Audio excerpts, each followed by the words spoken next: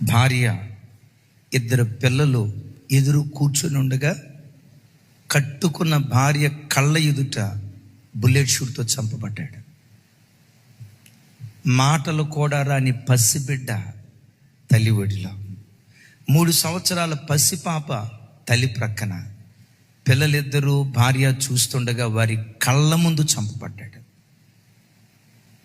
విచిత్రం ఏంటో తెలుసా? నిన్నటి దినం ఆ భక్తుని యొక్క మరణాన్ని జ్ఞాపకం చేసుకుంటూ మెమోరియల్ సర్వీస్ జరిగింది.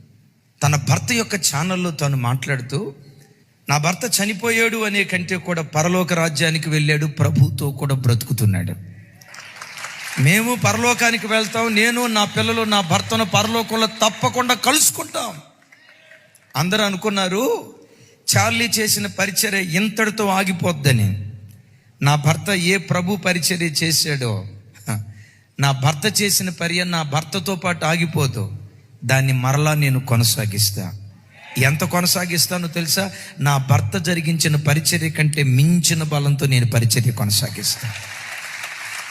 అమెరికా దేశానికి రాత్రి ఏమని సందేశం ఇచ్చిందో తెలుసా?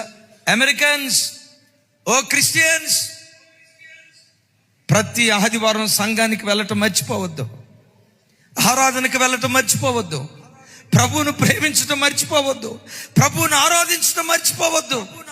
అమ్మ, నీ భర్త చనిపోయాడు కదా, పిల్లలిద్దరూ అనాథలు అయిపోయారు కదా, 31 సంవత్సరాల వయసులో భర్త చనిపోయాడు, నీకు దిక్కెవరో? ఆ భర్తను ఏ దేవుడు నాకు ఇచ్చాడో ఆ దేవుడే నాకు దిక్కై ఉన్నాడు, ఆ దేవుడే నాకు దిక్కై ఉన్నాడు, ఆ దేవుడే నాకు దిక్కై. ఆ స్థానంలో వేరే వాళ్ళు ఉంటే ఏం చేశాడండి దేవుడు? ఏమిచ్చాడండి దేవుడు?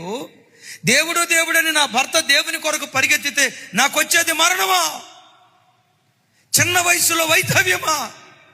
ఎందుకు ఆ దేవుని ఆరాధించాలి? ఎందుకు ఆ దేవుని స్తుతించాలి? మరొక వ్యక్తి అయితే దేవుని విడిచిపెట్టేవాళ్ళు. క్రైస్తవ జనమా, దేవుని ఆరాధించి ఆయన పిల్లలైన నీ జీవితంలో కరువు రాని, ఖడ్గం రాని, వస్త్రహీనత రాని, ఉపద్రవం రాని, ప్రతి పరిస్థితిలో నువ్వు ముందుకే సాగిపోయే వ్యక్తిగా నువ్వు బ్రతకాలి. ఎందుకో తెలుసా? మనం భూ సంబంధులం కాదు, పరలోక సంబంధులం. భూమి మీద ఎంత శ్రమను అనుభవిస్తావో పరలోకంలో అంతకంటే ఎక్కువ మహిమ అనుభవించి కృపిస్తాడు. అలాగని భూలోకంలో అన్ని శ్రమలే దేవుడిస్తాడు అని అనుకున్నారా? భూలోకంలో అన్ని కష్టాలే ఇస్తాడు అని అనుకున్నారా? కష్టాలతో పాటు, శ్రమలతో పాటు భూమి మీద కూడా రెట్టింపు మహిమ దేవుడు మనకు అనుగ్రహం